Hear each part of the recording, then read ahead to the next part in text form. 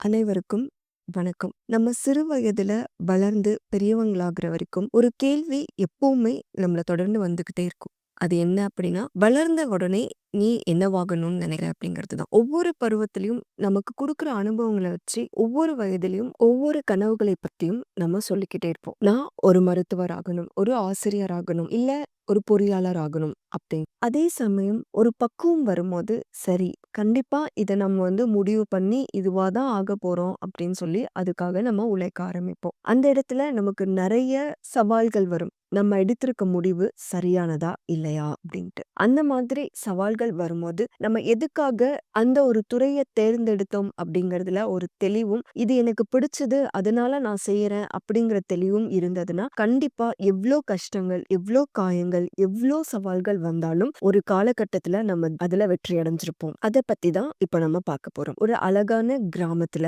குகன் அப்படிங்கிற ஒரு இளைஞன் வாழ்ந்துட்டு வரான். அவனோட அப்பா ஒரு விவசாயி. விவசாயம் செஞ்சு தான் அவங்களோட பிழைப்ப நடத்திட்டு வருவாங்க. அவங்க கிட்ட சொந்தமா ஒரு மாடு இருந்தது. அந்த மாடுல பால் கறந்து அதுல வர பணத்த வச்சு தான் அவங்களோட வாழ்க்கைய அவங்க ரொம்ப சந்தோஷமா வாழ்ந்துட்டு வராங்க. குகன பத்தி பார்த்தோம் அப்படின்னா, அவன் ரொம்ப திறமையான ஒரு பையன். எந்த செயல் குடுத்தாலுமே அதுல வெற்றி அடையிற ஒரு சிறந்த மாணவன். கல்வி படிப்புல எடுத்துக்கிட்டாலும் முதல் மதிப்பெண். விளையாட்டுன்னு எடுத்துக்கிட்டாலும் முதல் மாணவனா திகழ்வான். பேச்சுப் போட்டி, கட்டுரை போட்டி, எழுத்துப் போட்டின்னு என்ன போட்டி வச்சாலும் அதுலயும் முதல் மாணவனா திகழ்வான். இவன் கிட்ட இல்லாத திறமை இது அப்படின்னு நம்மளால எதுவுமே சொல்ல முடியாது. எது எடுத்துக்கிட்டாலும் தன்னோட சிறப்பான திறமைய அதுல வெளிப்படுத்தி முதன்மையா வரவன் தான் குகன். ஒரு நாள் பள்ளியில அவங்களோட ஆசிரியர் எல்லாருக்கும் ஒரு தேர்வுத்தாள குடுத்து, இதுல நீங்க வருங்காலத்துல என்னவாக போறீங்க அப்படிங்கறத தெளிவா ஒரு கட்டுரைய எனக்கு எழுதி கொடுங்க. சிறப்பா எழுதியிருக்கிறவங்களுக்கு கண்டிப்பா பரிசு நிச்சயம்னு சொல்லி அறிவிக்கிறாரு. அதே மாதிரி குகனும் அதுல எழுத ஆரம்பிக்க அவனோட கனவுகளை பத்தி. ஆசிரியர் எல்லாரும் எழுதின அவங்களோட எதிர்கால கனவுகளை பத்தி வாசிச்சுட்டு அடுத்த நாள் மாணவர்கள் கிட்ட கலந்துரையாடுறாரு. ஒவ்வொருத்தர்கிட்டயும் அவங்களோட கனவுகளை பத்தி கலந்துரையாடுறாரு. அதே மாதிரி குகன் பக்கமும் திரும்புறாரு. குகனோட கட்டுரை வரும்போது குகனை கூப்பிட்டு நிக்க வச்சு கேக்குறாரு. உன்னோட கனவுகளை நீ கட்டுரையா வரைஞ்சிருக்கிறத நான் படிச்சேன். ஆனா எனக்கு ரொம்ப வருத்தமா இருந்தது. நீ எவ்வளவோ மிகப்பெரிய திறமையான ஒரு இளைஞன். உனக்குள்ள இருக்கிற திறமைக்கு நீ எவ்வளவோ விஷயங்களை சாதாரணமா சாதிக்க முடியும். ஆனா நீ ரொம்பவே உன்னோட திறமைய குறைச்சி எடை போட்டுட்டியோ அப்படின்னு எனக்கு தோணுது. நீ மறுபடியும் உன்னோட கனவுகளை மறுபரிசீலனை செய்யணும் அப்படின்னு சொல்லி அவனோட கட்டுரைய திரும்ப கொடுக்கிறாரு. அதுல அவர் போட்டிருந்த மதிப்பெண் என்னவோ 10க்கு 5 தான். இத பார்த்த உடனே குகனுக்கு ரொம்ப வருத்தமாயிடுது. என்னோட கனவுகளை பத்தி எழுத சொல்லியிருந்தாரு. அததானே நான் செஞ்சேன். ஆனா இது மறுபரிசீலனை செய்யணும்னு சொல்றத என்னால ஏத்துக்க முடியல அப்படின்னு சொல்லி ரொம்பவே வருத்தப்படுறான். இத தன்னோட அப்பா கிட்ட போய் கலந்துரையாடுறான். அப்பா, நடந்தது இதுதான். எனக்கு ரொம்ப வருத்தமா இருக்கு. நான் இதுல என்ன தவறு செஞ்சேன்? அவர் ஏன் என்ன மறுபரிசீலனை செய்ய சொல்றாரு அப்படின்னு சொல்லி கேக்குறாங்க. அப்போ அப்பா அதுக்கான விளக்கம் கேக்குறாரு. அப்படி நீ என்ன அதுல எழுதியிருந்த அப்படின்னு சொல்லிட்டு. அதுக்கு குகன் சொல்றான், என்னோட கிராமத்துல 50 ஏக்கர்ல மாட்டுப் பண்ணை வச்சு அதிலிருந்து வர பால்களை கறந்து என்னோட கிராமத்துக்கு எல்லாமே ஆரோக்கியமான பால்களை கொடுத்து ஒரு நல்ல வியாபாரம் செய்வேன். இதனால ஆரோக்கியமான பாலை என்னோட மக்களுக்கு கொடுக்க முடியும். அதிலிருந்து 1000 பேருக்கு என்னால வேலையும் கொடுக்க முடியும். இதனால என்னோட சமூகத்துக்கும் என்னோட கிராமத்துக்கும் ரொம்பவே நல்லது நடக்கும் அப்படிங்கறத தான் நான் விளக்கமா அதுல எழுதியிருந்தேன். இதுல என்ன தவறு இருக்குன்னு எனக்கு தெரியல.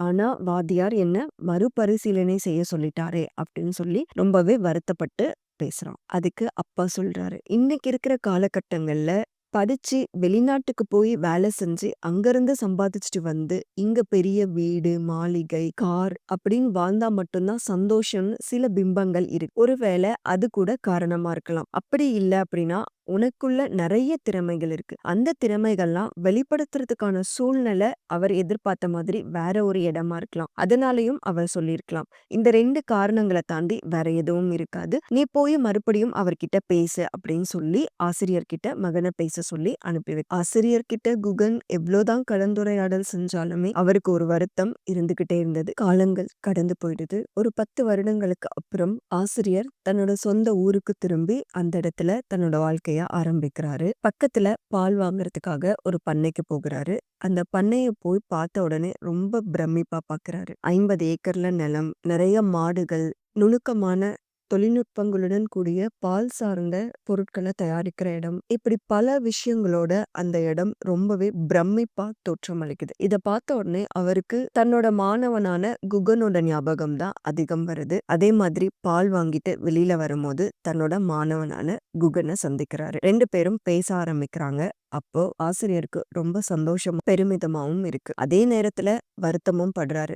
நம்ம ஒரு இளைஞனோட மிகப்பெரிய திறமைய அன்னைக்கே தவறா எடை போட்டுட்டோமே அப்படின்னு சொல்லி மன்னிப்பும் கேட்கிறாரு. குகன் அதுக்கு திரும்ப சொல்றான், நீங்க செய்ததுல எந்த தவறும் இல்ல. நான் நேசிச்ச ஒரு விஷயம் எவ்ளோ நேசிக்கிறேன், அதை எவ்ளோ பின்பற்றுவேன் அப்படிங்கிறது எனக்கு மட்டும் தான் தெரியும். நீங்க அன்னைக்கு எனக்கு வழிகாட்டணும்னு நினைச்ச எந்த விஷயத்திலயும் தவறு கிடையாது. எனக்கு எது சரியா இருக்கும், என்னோட எதிர்காலம் எப்படி இருந்தா நல்லா இருக்கும் அப்படிங்கிற ஒரு நல்ல எண்ணத்துல தான் எனக்கு நீங்க வழிகாட்டுனீங்க. ஆனா எனக்குள்ள இருந்த எண்ணம், எனக்குள்ள நான் இப்படி வரணுன்ற என்னோட கனவு, இதெல்லாம் தான் என்னை இந்த இடத்துக்கு கொண்டு வந்து நிறுத்தியிருக்கு. என்னைக்கும் உங்களோட ஆசீர்வாதம் எனக்கு இருந்தது அப்படின்னா, என்னோட வாழ்க்கையில என்னால இன்னும் மென்மேலும் வளர முடியும் அப்படின்னு சொல்லிட்டு, தன்னோட ஆசிரியர்கிட்ட ஆசீர்வாதம் வாங்கிட்டு, தன்னோட தொழிலையும் மிகப்பெரிய வளர்ச்சி அடையறாங்க குகன். இந்த குகன் போலவே பல குகன்கள் தன்னோட வாழ்க்கையில என்னவாகணும் அப்படிங்கிற முடிவ தெளிவா எடுத்துட்டு, எவ்ளோ சவால்கள் வந்தாலும் அத ரொம்பவே சுலபமா கடந்து போயிட்டு அவங்களோட இலக்க அடைஞ்சிடுறாங்க. ஆனா இதுல பல குகன்கள் சிக்கி தவிக்கிறது எங்க அப்படின்னா, மற்றவர்கள் சொல்ற கருத்துக்கள் சரியா இருக்குமோ, நம்ம தான் தவறா முடிவு எடுத்துட்டோமோ அப்படின்னு சொல்லி தன்னோட உழைப்பு மேலயும் தான் மேலயும் நம்பிக்கை இழந்து அவங்களோட இலக்கையும் இழந்துடுறாங்க.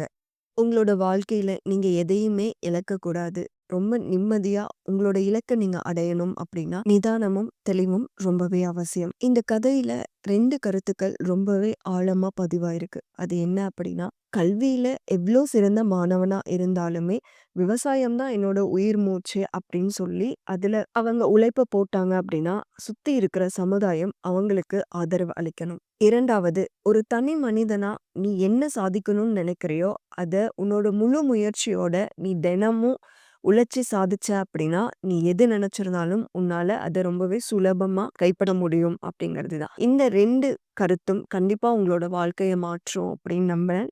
நன்றி.